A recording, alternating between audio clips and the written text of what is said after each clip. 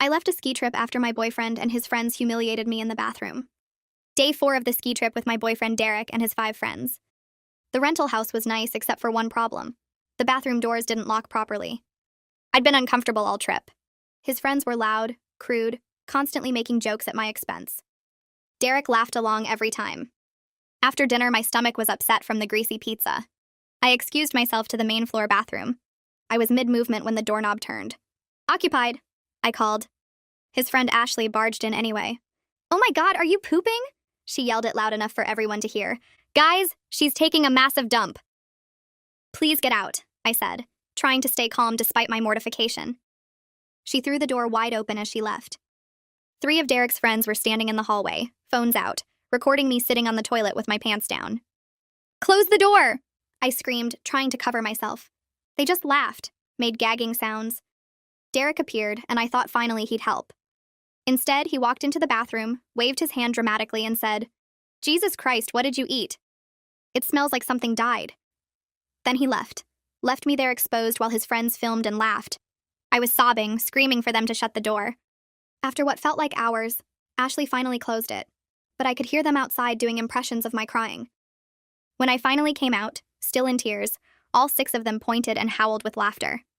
Derek was laughing the hardest. I looked him in the eyes, showing him how destroyed I was. He just kept laughing. I went upstairs and packed everything, changed my flight to leave in the morning, booked an airport hotel. When I came back down with my bags, they laughed again until Derek noticed I was leaving. "Where the hell are you going?" "Airport." "It was just a joke. Stop being so sensitive. Have another beer." Not one apology. Not from him, not from anyone. "I'll see you when you get back," I said, and left. At the hotel, I cried for hours. By morning, I had dozens of texts from Derek. Some apologizing, some angry, some accusing me of ruining the trip, of not being able to take a joke, of embarrassing him in front of his friends. I didn't respond. He was coming home in 2 days. But then Ashley started posting on Instagram. Videos from that night. You could hear me crying, begging them to close the door. The caption, "When Princess can't handle a joke, #can't poop in peace." Hundreds of likes. Comments calling me dramatic, uptight, a baby. Derek commented, "This is why I need a new girlfriend." I screenshot everything.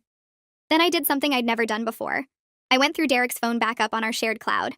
What I found changed everything. A group chat called Operation Breakup.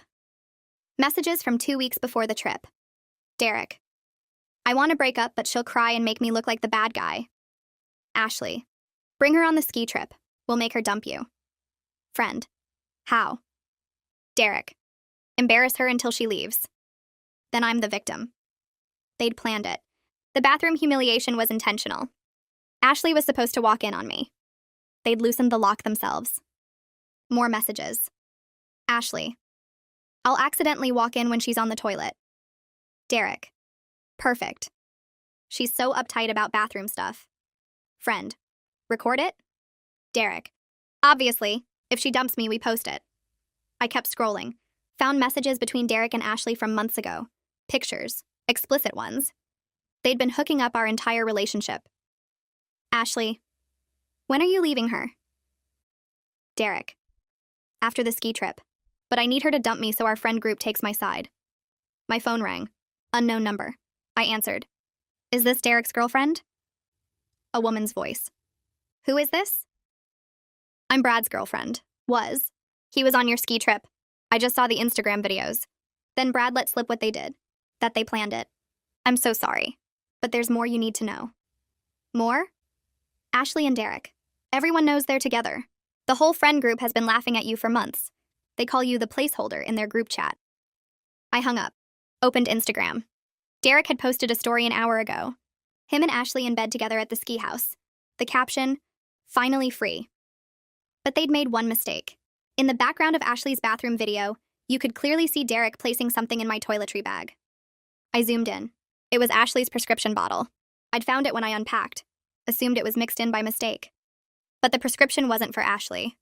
The name on the bottle, Derek Davidson, herpes medication. Ashley didn't know Derek had herpes, and Derek didn't know I had evidence of him planting it to frame me as the one who gave it to him. My phone buzzed. "Derek, we need to talk. Don't do anything stupid." I stared at Derek's text on my phone screen. The words glowed back at me in the dark hotel room. He had no clue what I actually had. He thought I only knew about the bathroom thing. That was it in his mind. Just the humiliation, just the laughing, just me running away embarrassed. He didn't know I'd found Operation Breakup. He didn't know I'd seen every message between him and Ashley going back months. He didn't know about the herpes medication bottle with his full name printed right there on the label. Derek Davidson, his prescription, not mine, not Ashley's, his. And he definitely didn't know I had proof he'd planted it in my bag. The video showed him doing it, right there in the background while Ashley filmed me crying on the toilet. He thought he was so smart, thought he'd covered everything, thought he could make me the bad guy and walk away clean with Ashley. I took a screenshot of his text, added it to the folder I was building. Then I opened my laptop and got to work. I spent the next hour going through everything piece by piece. I made a new folder on my desktop and labeled it Evidence, Professional, Organized, Not Emotional. I dragged in screenshots of the group chat first, the messages where they planned it all, where Derek said he wanted to break up but didn't want to look like the bad guy, where Ashley offered to help, where they decided to embarrass me until I left. I arranged them by date so the timeline was clear. Then I added the screenshots of Derek and Ashley's private messages, the ones with pictures I really didn't want to look at again but needed to keep. Proof they'd been hooking up for months while Derek was still with me, while he was sleeping in our bed and telling me he loved me. The affair wasn't just some recent thing. It was planned, deliberate, long-term. I saved photos of the herpes medication bottle next. I'd taken pictures from every angle when I found it in my toiletry bag. Close-ups of the label showing Derek's name, the prescription date from 2 months ago, the doctor's information, the pharmacy, everything. Then I went back to Ashley's Instagram video, the one she'd posted with the cruel caption. I watched it again even though it made my stomach hurt. Watched myself crying and begging them to close the door. Watched them all laughing. But this time I focused on the background. On Derek's hand reaching into my open suitcase. On him dropping something small and orange into my toiletry bag when he thought no one was watching. I took screenshots of those exact frames. Zoomed in until you could clearly see the prescription bottle. See his fingers letting it go. See it landing among my things. Then I added Ashley's post itself to the folder. Her caption calling me princess. The laughing emojis. The hashtag.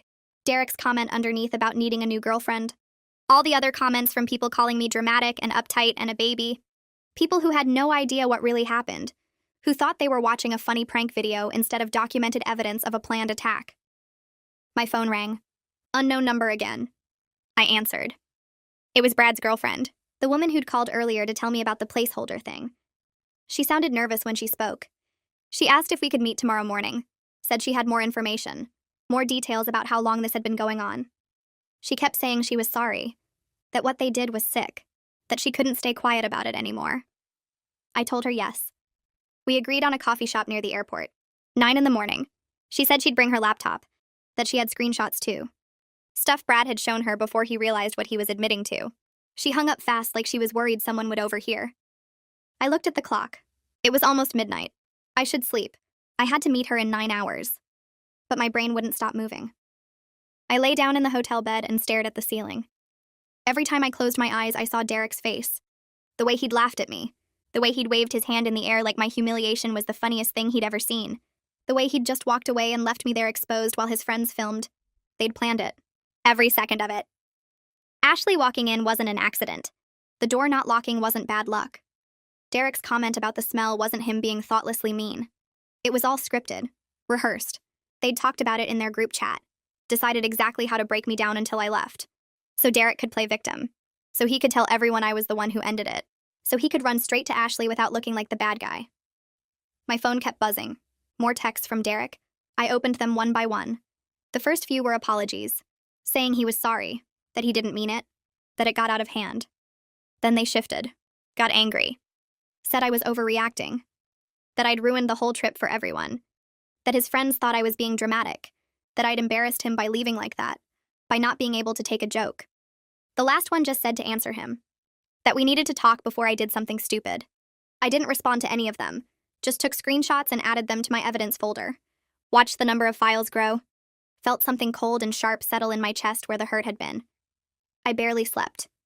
Maybe an hour total. My mind kept spinning between rage and this weird, calm satisfaction. They thought they'd won. Thought they'd gotten away with it. Thought I'd just disappear quietly and let Derek tell whatever story he wanted. But I had proof. Real proof. Not just my word against theirs. Actual evidence with timestamps and screenshots and medication bottles and video footage. They had no idea what was coming. The next morning, I got to the coffee shop 20 minutes early. Ordered something I didn't drink. Sat in the back corner where I could see the door. Sarah showed up right at 9. I recognized her from Brad's Instagram. She looked tired. Scared. She had her laptop bag over her shoulder and kept looking around like she thought someone might be following her. She sat down across from me and didn't even order coffee first. Just opened her laptop right there on the table. Her hands shook a little as she typed in her password. She pulled up a folder and turned the screen toward me. More screenshots. These went back even further than mine. 4 months of messages in the friend group chat. Messages about Derek and Ashley hooking up. About how long it was taking Derek to break up with me. About how pathetic I was for not noticing. About how they all had to pretend to like me when I came to group hangouts. They'd been laughing at me for months. All of them. Every single person in that friend group knew Derek was cheating. Knew he wanted out. Knew Ashley was waiting in the wings. And they'd all played along. Smiled to my face. Let me think I was part of their group. Let me plan things and show up to parties and try to fit in. The whole time calling me the placeholder behind my back. Sarah scrolled through message after message. Her voice was quiet and angry as she explained what each one meant. She told me Brad got drunk last night after she confronted him about the Instagram video. That he'd bragged about the operation working perfectly. About how they'd all pulled it off and I'd left just like they planned. That's when she ended it with him. Told him he was disgusting and she wanted nothing to do with him or his friends anymore. She said she was furious at the whole group. That she wanted to help me expose what really happened. That they couldn't just get away with this. We sat there for 2 hours going through everything together. Sarah helped me organize all the evidence by date. Showed me how to export messages with timestamps intact. How to archive Instagram posts in case they tried to delete them later. How to document everything properly so it couldn't be disputed. She was smart about it. Strategic. She said I couldn't just post everything in anger. That Derek would try to spin it. Make himself look like the victim. Say I was a crazy ex making things up. That I needed to be careful and deliberate about how I released the information. That I needed to build support first before going public. I told her about my evidence folder. About the herpes medication bottle. About Derek planting it to frame me. Her eyes went wide when I showed her the screenshots from the video. The frames where you could clearly see him dropping it into my bag. She said that was huge. That it proved he wasn't just trying to break up with me. He was trying to destroy me. Make me look like I'd given him an STI.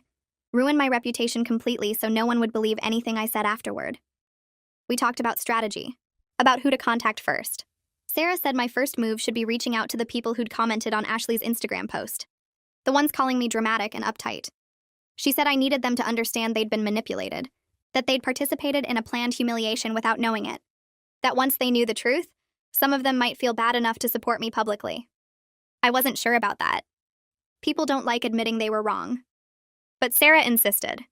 Said even getting a few of them to question the narrative would help. Would make other people pause before automatically taking Derek's side. Then Sarah offered to reach out to 2 other girlfriends in the friend group. Women she thought might be horrified if they knew the truth. She said not everyone in that circle was cruel. Some of them were just willfully ignorant about Derek's behavior. Didn't want to see what was right in front of them because it was easier not to. But if someone showed them proof, really made them look at it, they might actually care. I went back to my hotel room after we finished. My head hurt from crying and not sleeping and too much coffee. I sat on the bed with my laptop and started drafting a post. A long, detailed explanation of what really happened. I attached screenshots of the Operation Breakup chat, of Derek and Ashley's affair, of the medication bottle, of everything. My hands shook as I typed. The words came out angry and hurt and raw. I wanted everyone to know. Wanted to post it right then and let it explode everywhere. But before I could hit share, my phone buzzed. Text from Sarah.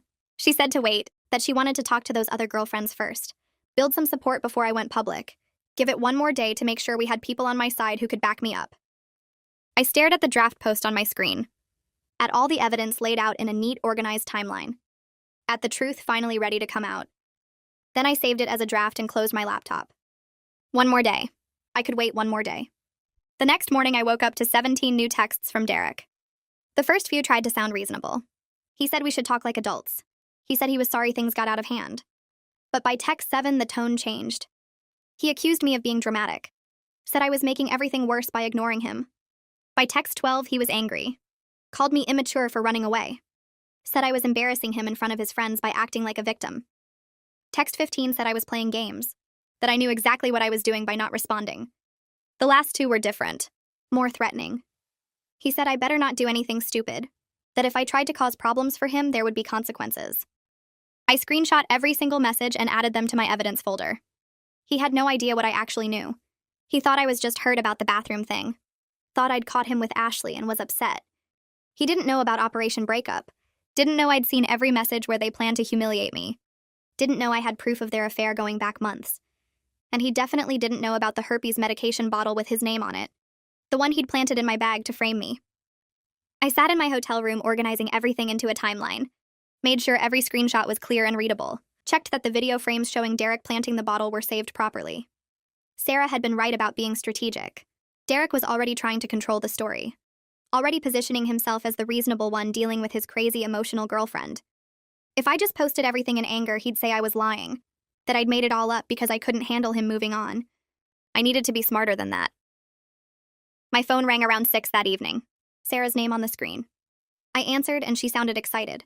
She said she'd talked to both girlfriends that afternoon. Showed them the screenshots from Operation Breakup.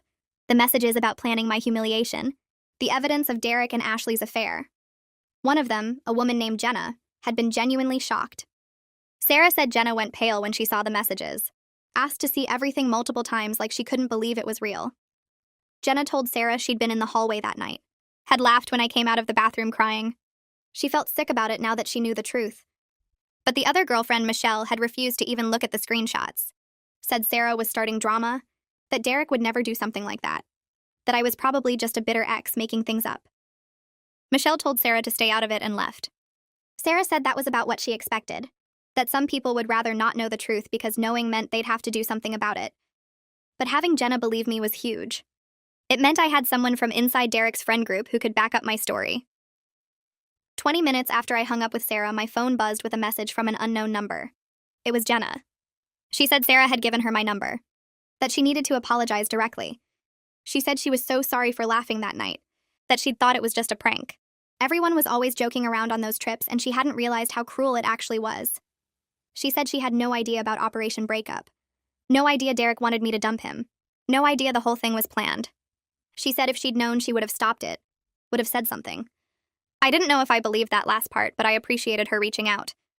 I told her it meant a lot that she believed me. That she was willing to look at the evidence when Michelle wouldn't. Jenna said she wanted to meet up if I was willing. That there was more I should know about the friend group dynamics. About Derek and Ashley's relationship. Things that might help me understand why this happened.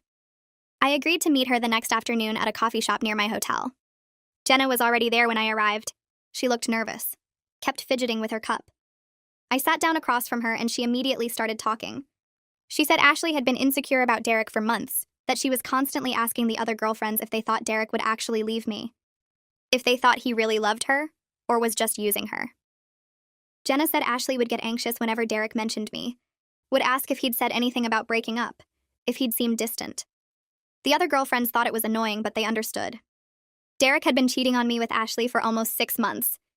Ashley wanted to be his official girlfriend, but Derek kept saying he needed to wait for the right time. Jenna said the ski trip was supposed to be Ashley's proof of commitment. Her way of showing Derek she'd do anything for him, that she'd help him get rid of me in whatever way he needed. Jenna said it was as much Ashley's anxiety and desperation as it was Derek's cowardice. That Ashley had probably pushed for the bathroom plan because she thought it would finally make Derek choose her publicly. Then Jenna explained the friend group dynamics. She said Derek was seen as the leader, the guy everyone wanted to impress. He was charming and funny, and always knew how to make things fun. People competed for his approval. Ashley had been trying to secure her position as his girlfriend by proving she was cool enough for him. That she wasn't uptight or boring like Derek apparently said I was. Jenna said Ashley's whole personality in the friend group was about being the girl who could hang, who could take a joke, who was down for anything. The bathroom plan was Ashley showing Derek she'd cross lines other people wouldn't, that she'd be cruel if that's what he wanted. Jenna looked disgusted as she said this. Said she'd always thought the friend group was just people having fun. Didn't realize how toxic it actually was until she saw the Operation Breakup messages. She said she was probably done with most of them after this. I went back to my hotel room after meeting Jenna and sat on the bed staring at my evidence folder. At all the screenshots and photos organized so carefully. I kept coming back to the herpes medication bottle. The frames from Ashley's video where you could clearly see Derek dropping it into my toiletry bag. This was different from the rest of it. The bathroom humiliation was cruel, but it was about making me leave. The affair was betrayal, but it was personal. This was something else. This was Derek planning to destroy my reputation completely. Planning to tell people I'd given him herpes. Planning to make me look diseased and dirty so no one would believe anything I said afterward. It was calculated in a way that made my stomach hurt. I realized this was my nuclear option. The thing I could reveal that would be hardest for even Derek's defenders to excuse. Because you could maybe spin the bathroom thing as a prank gone wrong. You could maybe say the affair was complicated. But you couldn't explain away planting medication to frame someone for an STI. That level of planning. That level of cruelty. That would be hard for anyone to defend. My phone buzzed with a text from Sarah. She said Brad was panicking. That he'd heard through the friend group that I had evidence of everything. That I had screenshots and photos. Brad was apparently trying to get ahead of it by telling people I was crazy. That I was making things up because I couldn't handle Derek dumping me. Sarah said Brad was scared because he'd been in on the planning. He'd helped loosen the bathroom lock. He'd been one of the people filming. He knew exactly how bad it would look if the truth came out. She said I needed to move fast before Derek's group established their version of events. Before they convinced everyone I was just a bitter ex with fake screenshots. I opened Instagram and started drafting a post. My hands shook as I typed.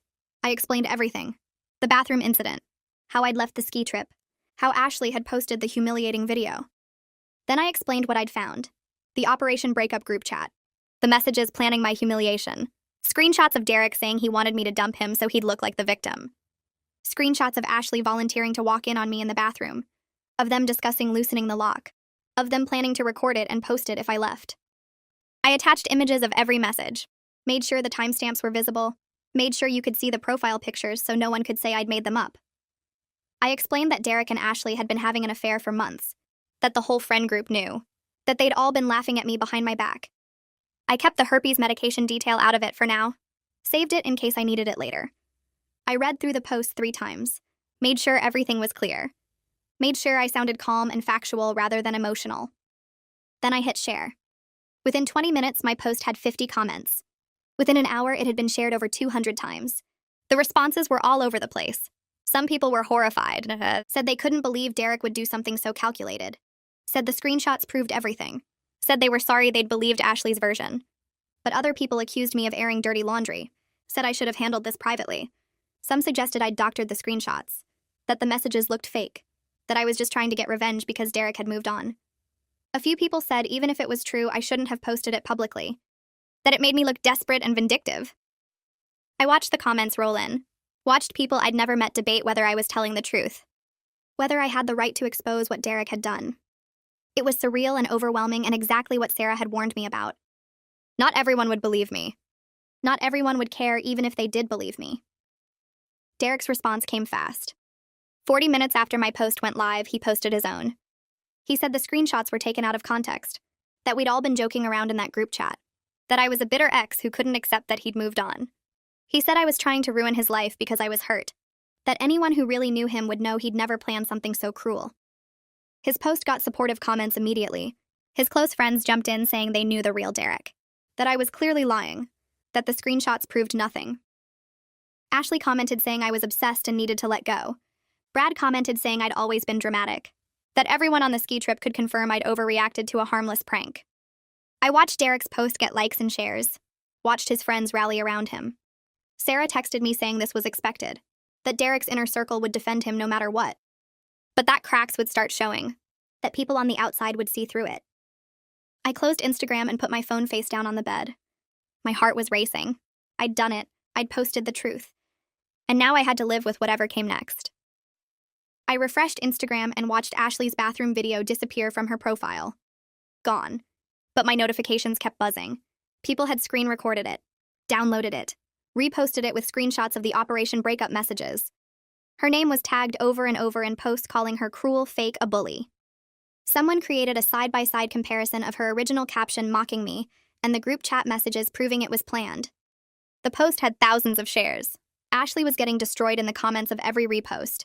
People demanded she apologize, called her trash, said she deserved whatever came next.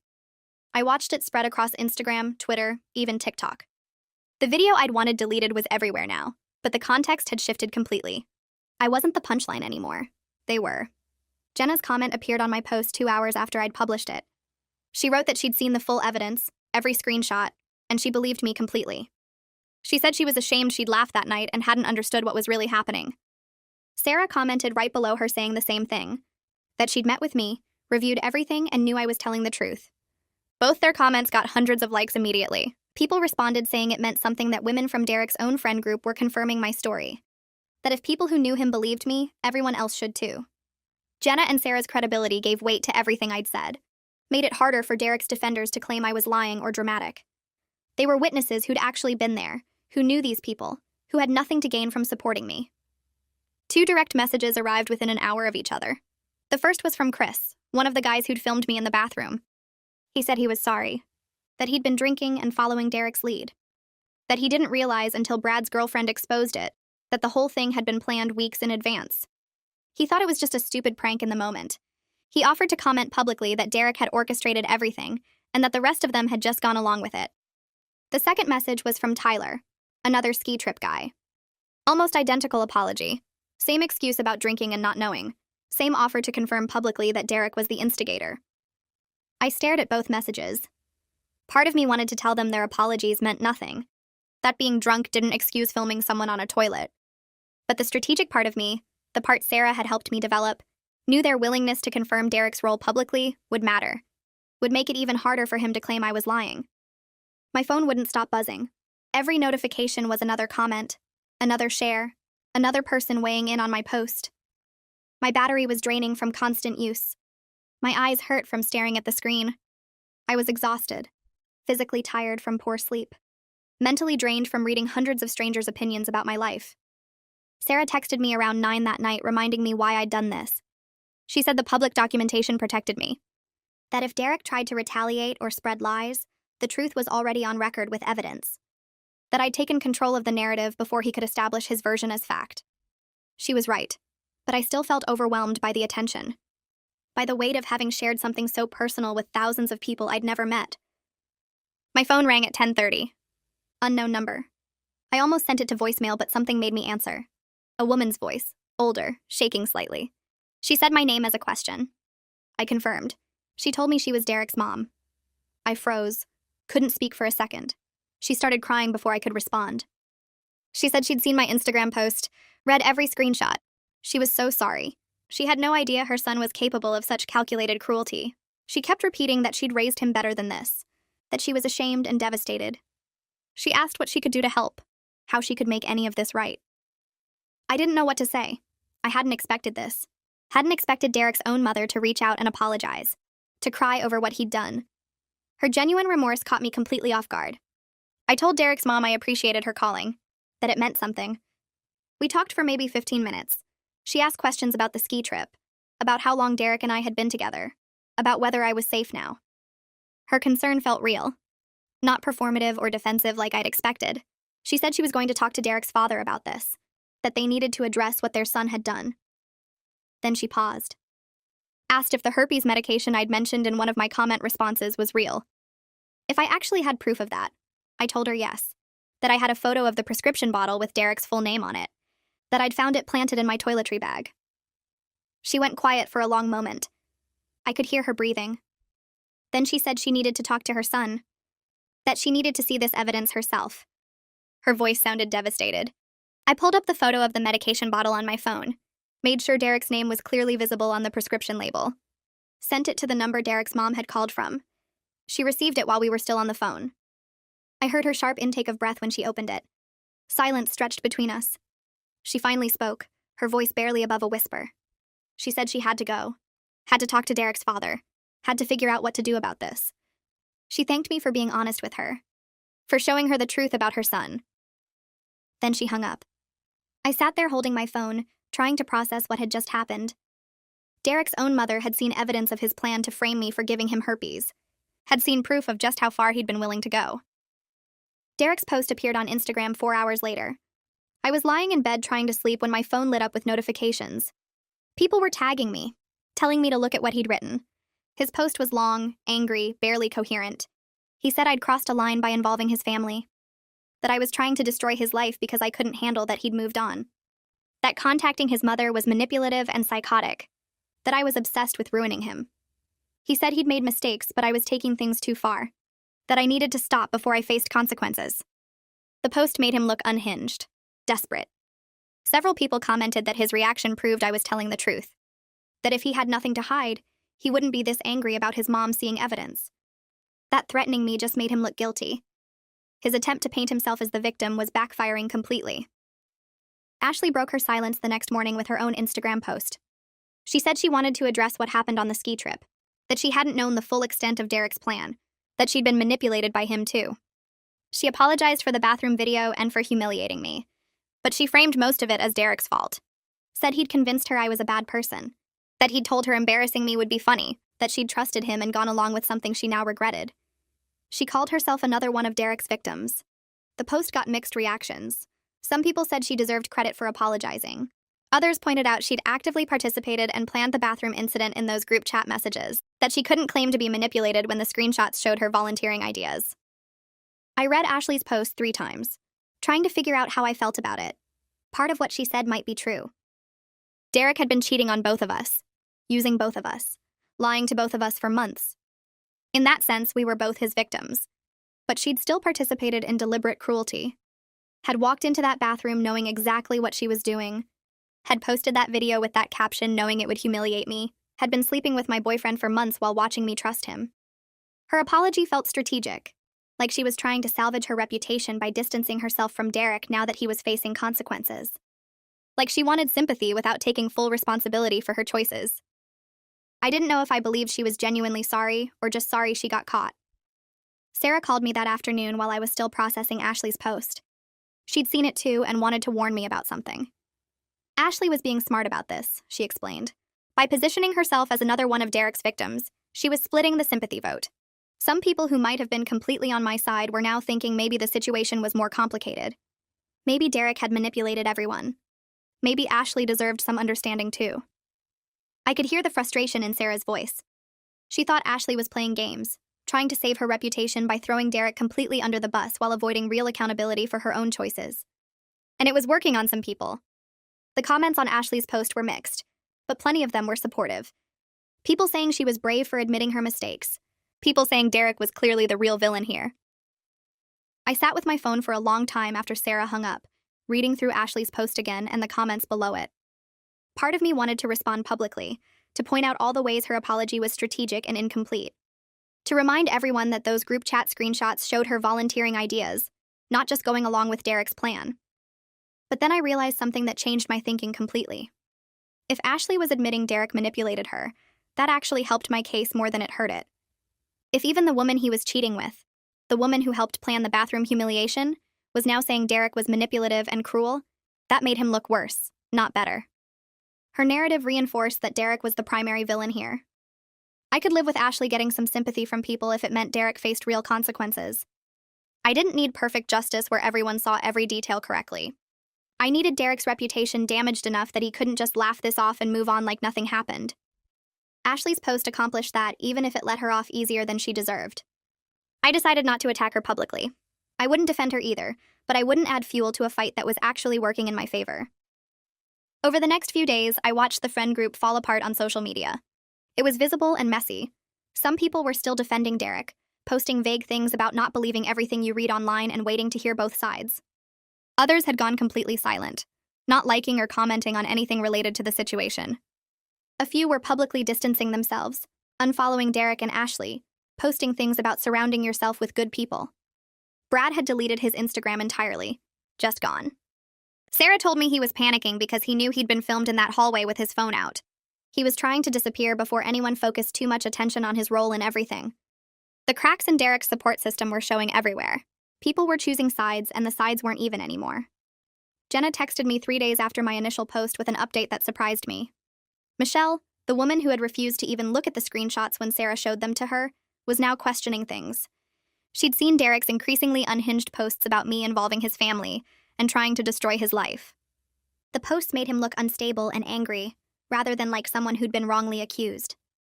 Michelle had apparently told Jenna she was starting to wonder if maybe I was telling the truth after all. But Derek still had defenders. People who refused to believe he was capable of this level of manipulation. His closest guy friends were still commenting supportive things on his posts, still hanging out with him based on the photos he was sharing. Some people just wouldn't be convinced no matter what evidence existed. They'd already decided who Derek was in their minds, and they weren't going to change that view. I got a message request on Instagram from someone I didn't know. The profile showed a young woman, maybe 19 or 20. The message said she was Derek's younger sister. I stared at it for several minutes before opening it fully. She said she believed me, that she'd seen all the evidence I posted and she was ashamed of her brother. She apologized for his behavior and said she wanted me to know that not everyone in his family was like him. Then she told me something that made a lot of things make more sense.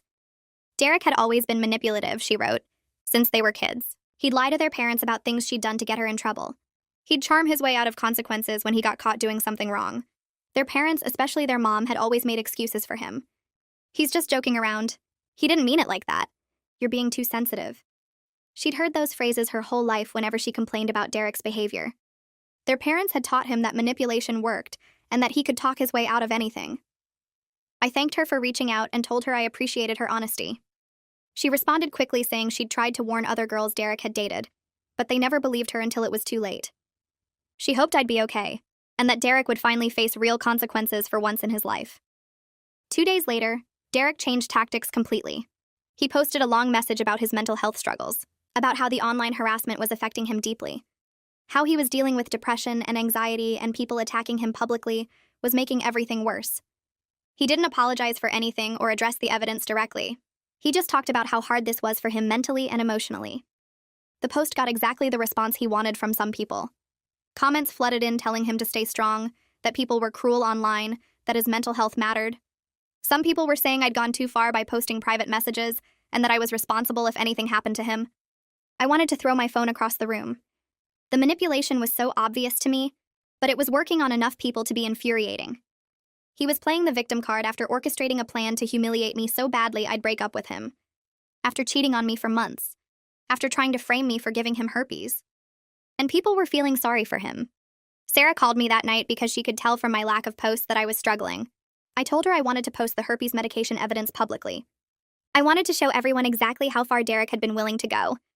I wanted to destroy any sympathy people had for him. Sarah talked me down. She reminded me that posting someone's private medical information could backfire legally, that it might make me look vindictive rather than truthful, that I needed to be smarter than my anger right now. She was right, but I hated it. I hated that Derek could post about his mental health and get sympathy while I had to carefully consider every move I made. The next morning, Jenna texted me with a suggestion. Her mom knew a lawyer who handled defamation and harassment cases. She thought I should talk to someone just to understand my options if Derek tried to sue me, or if this whole situation got worse. I hadn't even thought about the legal side of things. I'd just been focused on making sure people knew the truth. But Jenna was right that I should probably know what I was dealing with legally. I made an appointment for 2 days later. The lawyer's office was in a building downtown, nothing fancy but professional. I brought my laptop with all the screenshots and evidence organized in folders. The lawyer was a woman in her 40s who listened to everything without interrupting. I showed her the group chat messages, the evidence of the affair, Derek's posts, Ashley's posts, everything. She reviewed it all carefully, asking questions about when things happened and who knew what when. After about an hour, she gave me her assessment. I'd been careful to only share information that was true and that I had evidence to back up. The screenshots were from Derek's own cloud backup that I had legitimate access to as his girlfriend at the time. I hadn't made threats or harassed anyone. I'd simply shared factual information about what had happened to me. She said if Derek tried to sue me for defamation, he'd have a very weak case because truth is a defense against defamation. But she strongly suggested I stop engaging publicly now. I'd made my point, shared my evidence, and let people draw their own conclusions. Continuing to post about it, especially if I got more aggressive or emotional, could hurt me if things escalated legally. She told me to let the evidence speak for itself and stop adding to the public narrative. I left her office feeling both relieved and frustrated. Relieved that I probably hadn't done anything legally wrong. Frustrated that her advice was to stop posting when Derek was still out there playing victim and getting sympathy. Sarah met me for coffee after the lawyer appointment and I told her everything. She agreed with the lawyer's advice immediately. She pointed out that my silence while Derek continued to spiral and post desperate things would actually make me look more credible. People would see me as someone who told the truth once and then moved on, while Derek looked increasingly unhinged trying to control the narrative. It made sense strategically, but it was incredibly hard to actually do. That night, Derek posted again about how the harassment was affecting his ability to work and maintain relationships. More sympathy comments. More people saying I should leave him alone now. I wanted to respond so badly. Wanted to post screenshots of his messages to me from the ski trip, the ones where he was laughing about the bathroom incident. Wanted to remind everyone that he'd publicly commented on Ashley's humiliating video of me calling me dramatic. But I didn't. I closed Instagram and put my phone in another room. Sarah was right that silence made me look better. I just had to trust that the evidence I'd already shared would do its work without me constantly reinforcing it. I watched Derek's Instagram stories for the next 2 weeks, tracking his posts like evidence. He kept sharing gym selfies with captions about self-improvement and moving forward. Ashley appeared in fewer of his posts. Then one morning, everything changed. Ashley posted a screenshot of text messages between Derek and someone named Madison. The texts were explicit, flirty, clearly romantic. They dated back 3 weeks, right when Derek and Ashley supposedly got together officially. Ashley's caption was long and angry, calling Derek a cheater and a liar, saying she should have known better than to trust him. Within an hour, Derek responded with his own post claiming Ashley was crazy and jealous, that Madison was just a friend. Ashley fired back with more screenshots showing Derek telling Madison that Ashley meant nothing to him. Their entire relationship imploded publicly, right there on Instagram for everyone to see. I sat on my hotel bed watching it unfold, feeling nothing but cold satisfaction. The same people who defended Derek were now commenting on Ashley's posts with sympathy, telling her she deserved better. Nobody seemed to remember I'd tried to warn everyone about exactly this kind of behavior. The irony was so thick I could taste it. 3 days after their breakup went nuclear, Ashley posted again. This time it was a long caption with no photo, just text on a plain background. She apologized to me specifically, using my Instagram handle so I'd get notified. She admitted she'd known the bathroom plan would humiliate me, that Derek had told her exactly how uncomfortable I was about bathroom stuff, and they'd used it against me on purpose. She wrote that she participated because she wanted Derek to choose her, and she was ashamed of what she'd done. She said she understood if I never forgave her, but she needed me to know she was sorry. The post got hundreds of comments within minutes. Some people praised her for taking responsibility, others said it was too little too late. A few accused her of only apologizing because Derek dumped her. I read it 3 times trying to figure out if it felt real. It did, actually. More real than her first attempt at damage control.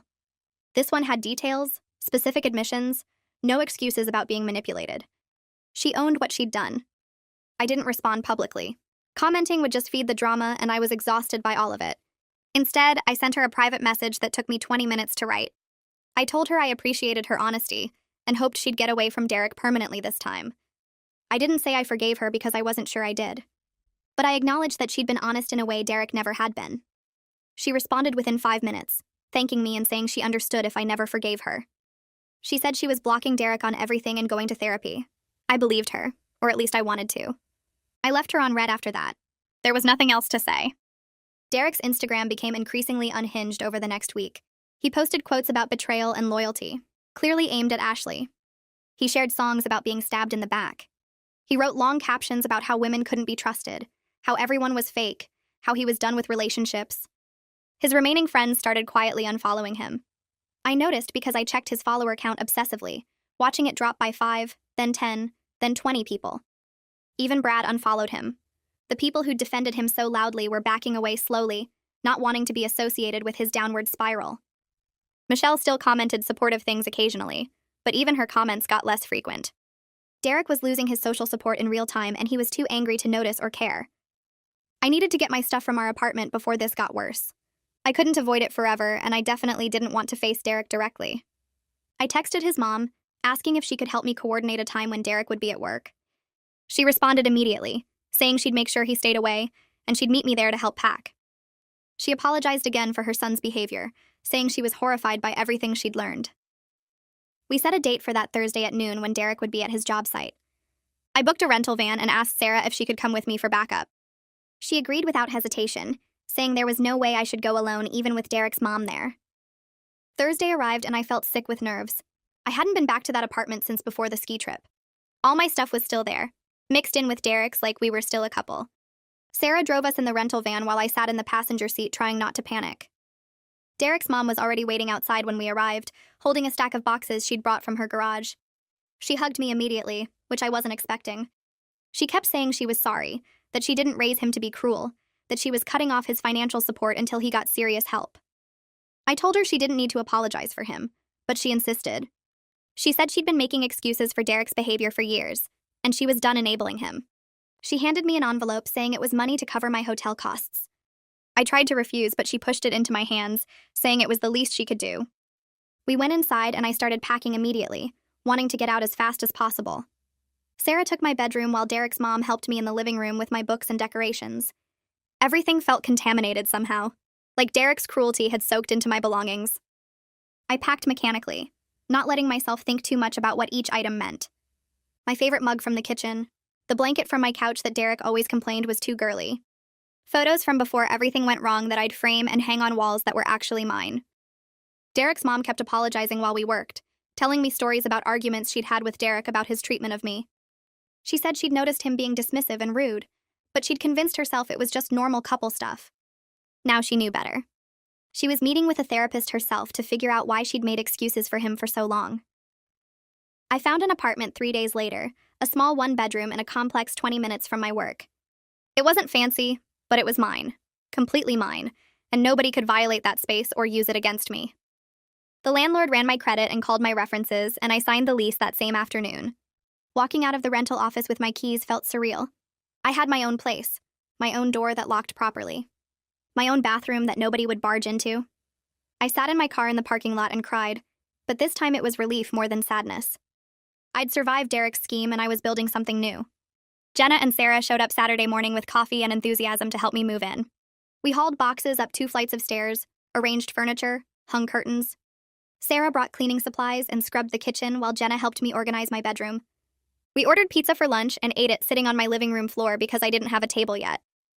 They stayed until almost midnight, helping me unpack and talking about everything that had happened. Jenna told me she'd stopped talking to Michelle entirely after Michelle defended Derek's latest posts. Sarah shared that Brad had tried to apologize to her, but she'd told him she wasn't interested in hearing it. I realized these 2 women had become real friends through this nightmare, the kind who showed up and helped without expecting anything back. That felt like something worth keeping. 3 weeks after the ski trip, I stopped at a coffee shop near my new apartment to grab something before work. I was standing in line checking my phone when I looked up and saw Derek at a table by the window. He looked terrible, honestly. His hair was messy, his eyes had dark circles, his jaw was tight with anger. He saw me at the same moment I saw him. He stood up, started walking toward me. I pulled out my phone immediately, opened the camera app, held it up ready to record. He stopped 5 feet away, stared at the phone, then turned around and walked out of the coffee shop without saying anything. The barista asked if I was okay, and I nodded, but my hands were shaking so hard I could barely hold my phone. That encounter messed me up more than I expected. I'd convinced myself I was healing, moving forward, building a new life. But seeing Derek in person brought everything back. The bathroom, the laughing, the conspiracy, the herpes medication. All of it crashed over me while I drove to work. I had moments of real fear that he'd show up at my apartment or my job, that he'd retaliate somehow even though he'd lost most of his friends and his family's support. Sarah reminded me that evening that I had evidence of everything, that I could get a restraining order if needed, that Derek was more pathetic than dangerous at this point. She was probably right. But fear doesn't always listen to logic, and I couldn't shake the feeling that this wasn't over yet. I called a therapist's office Monday morning and got an appointment for Wednesday afternoon. The receptionist asked what I needed help with, and I started crying on the phone trying to explain it. She was kind about it, told me they had someone who specialized in trauma and relationship issues. I wrote down the address and hung up feeling embarrassed that I'd broken down to a stranger. Wednesday came and I sat in the waiting room filling out intake forms, checking boxes about anxiety and depression and sleep problems. All of them applied. The therapist was a woman in her 50s named Dr. Schaffer, who had a calm voice and didn't push me to talk before I was ready. I told her about the bathroom incident first because that was easiest to explain, then about the conspiracy, then about how I couldn't use public bathrooms anymore without panic attacks. I'd been holding my bladder for hours at work, waiting until I got home where I could lock my apartment door and feel safe. Dr. Schaffer listened without interrupting, and when I finished, she said what happened to me was psychological abuse, not just a cruel prank. She explained that Derek had violated my basic dignity and safety, that the planning made it worse, that my fear and anger were completely normal responses to trauma. Hearing someone with credentials say it was abuse made something shift in my chest. I wasn't being dramatic or oversensitive. What they did was actually wrong in a clinical, definable way. She gave me some exercises for managing bathroom anxiety and said we'd work on rebuilding my sense of safety in the world. I left that first session feeling lighter than I had in weeks, like someone had finally validated that my pain was real and reasonable. Over the next few weeks, I saw Dr. Schaffer twice a week and slowly started feeling more stable. She helped me understand that checking Derek's social media constantly was keeping me trapped in the trauma, making it impossible to heal. I was monitoring his life instead of building my own. She suggested I delete Instagram from my phone for a while and let Sarah update me if anything important happened. I did it that night, deleted the app, and felt immediate relief at not having that option anymore. Sarah texted me a few days later saying Derek was mostly posting gym selfies now, pictures of himself lifting weights with captions about growth and self-improvement. He was trying to rebuild his image as someone working on themselves, playing the redemption arc. It made me angry, but also glad I wasn't seeing it directly. Dr. Schaffer said that was progress, that anger from a distance was healthier than obsessive monitoring. I focused on my therapy homework instead, practiced the breathing exercises when I felt panic rising, worked on separating Derek's actions from my worth as a person. It was slow work, but I could feel small changes happening. A month after everything exploded online, I got a message request on Facebook from someone named Tyler. I almost ignored it, but the preview said something about the ski trip, so I opened it. He was one of the guys who'd filmed me in the bathroom, one of the ones laughing in the hallway. His message was long and detailed, saying he was genuinely sorry for what he did, that he'd been drunk and following Derek's lead without thinking about how it would affect me. He said he was ashamed when he sobered up and saw how cruel it actually was, that being part of that group made him act in ways he wasn't proud of. He explained he'd been in therapy himself now and was trying to make amends to people he'd hurt. The apology seemed real, not defensive or excuse-making. I sat with it for a day before responding. I told Tyler I appreciated his apology, but being drunk didn't excuse participating in planned humiliation. He could have walked away, could have told Derek it was too far, could have closed the door instead of recording. I said I was glad he was working on himself, but what he did caused real damage to me, damage I was still dealing with in therapy. His response came back within an hour saying he understood and accepted that he wasn't asking for forgiveness, just trying to take responsibility. He added that he'd told his current girlfriend what he did, so she knew who he used to be, which surprised me. That felt like genuine accountability, not just apologizing to make himself feel better. I didn't respond again, but I saved the conversation. It didn't fix anything, but it was something, a small acknowledgement that what happened to me mattered. 2 days later, Ashley sent me a message asking if we could meet for coffee to talk in person. I stared at my phone for 10 minutes trying to decide how I felt about it.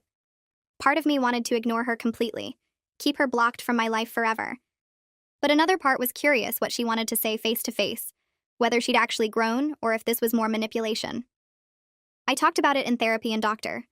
Schaffer said I should only meet her if I felt emotionally ready, that I didn't owe Ashley closure or forgiveness. I thought about it for another day, then texted her back saying yes, we could meet at a coffee shop near my apartment on Saturday morning. Neutral territory where I could leave whenever I wanted. Saturday came and I got there early, picked a table by the window where I could see her coming. Ashley arrived exactly on time, looking nervous, her hands shaking slightly as she ordered her coffee. She sat down across from me and immediately started apologizing, words tumbling out fast like she'd rehearsed them. She said being with Derek had made her cruel in ways she was deeply ashamed of, that she'd participated in hurting me because she was insecure about their relationship and thought proving her loyalty would make him commit. She told me she was in therapy now, working on why she'd been willing to do something so vicious to another woman for a man's approval. Her voice cracked when she talked about watching the bathroom video later and realizing how much pain she'd caused, how she'd violated my dignity for Instagram likes and Derek's attention. I watched her cry and felt nothing, no satisfaction or sympathy, just tired observation of her breaking down. Ashley kept talking, explaining that Derek had convinced her I was boring and holding him back, that I didn't appreciate him or make him happy. She said he'd framed the humiliation plan as doing everyone a favor, freeing him from a relationship that wasn't working, and freeing me to find someone better. She'd believed him because she wanted to, because it made her feel like the better choice instead of the other woman. She said she saw now how toxic that thinking was, how she'd let Derek's manipulation turn her into someone capable of real cruelty. She talked about the herpes situation too, how she'd felt betrayed and stupid when she found out, how she'd realized Derek had been using both of us and lying to everyone. Her apology felt more genuine than her first public one, more focused on understanding what she'd done wrong than making excuses. When she finally stopped talking and looked at me waiting for a response, I took a long breath before speaking. I told Ashley I appreciated her honesty and was glad she was getting help, but I wasn't ready to forgive her completely, and might never be. What she did wasn't just following Derek's lead, it was active participation in planned psychological abuse. She'd walked into that bathroom knowing I'd be vulnerable. She'd thrown the door open on purpose. She'd posted that video with a mocking caption. Those were her choices regardless of what Derek told her. I said I understood she was working on herself now, but that didn't erase the damage or mean I had to absolve her. She nodded and said she understood completely, that she needed to apologize for herself not to make me forgive her. She said she hoped someday I could move past what happened, even if that didn't include forgiving her. We finished our coffees in awkward silence and left separately. Walking back to my apartment, I felt strange. Not better exactly, but somehow more settled. Ashley's apology didn't fix anything, but it confirmed what Dr. Schaffer had been telling me, that their actions were about their own issues, not my worth. 6 weeks after the ski trip, Derek's sister Hannah texted me out of nowhere. We'd never been close, but she'd always been nice when we saw each other at family events. Her message said their parents had insisted Derek start therapy after the herpes medication revelation came out, that their dad had been furious when he learned Derek tried to frame me for an STI.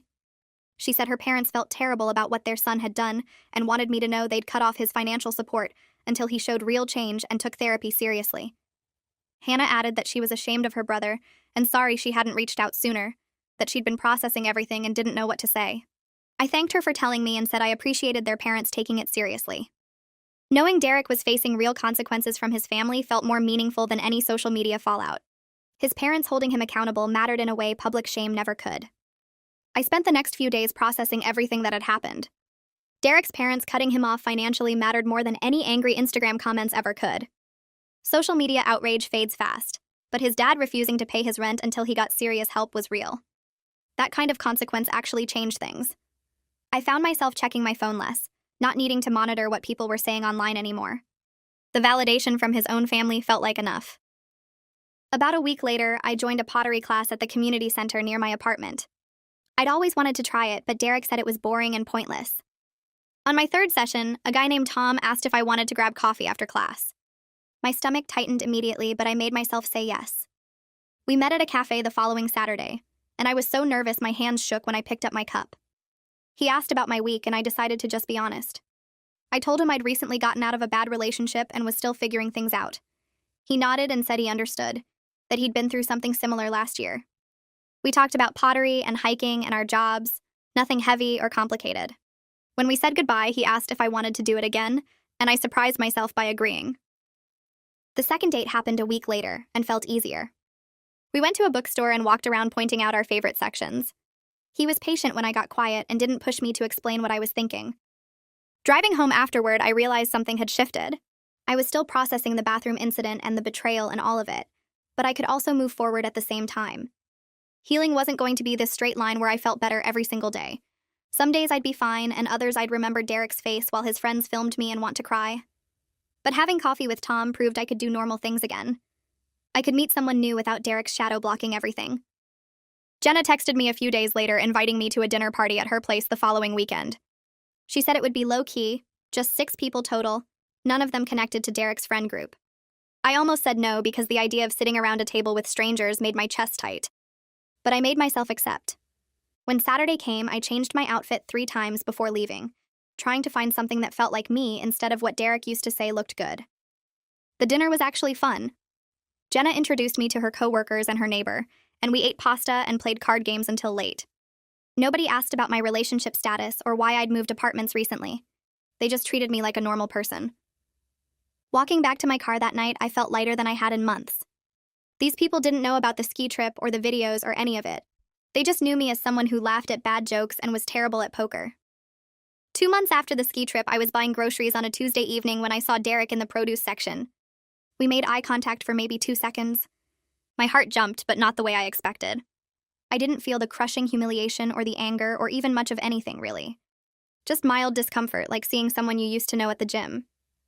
He looked away first and grabbed some apples quickly before heading toward the registers. I finished my shopping and drove home without thinking about it much. That surprised me more than the encounter itself. I told Dr. Schaffer about it during my next therapy session on Thursday. She leaned forward slightly and asked how I felt during those 2 seconds of eye contact. I described the weird flatness of it, how I'd expected some big emotional reaction but got almost nothing.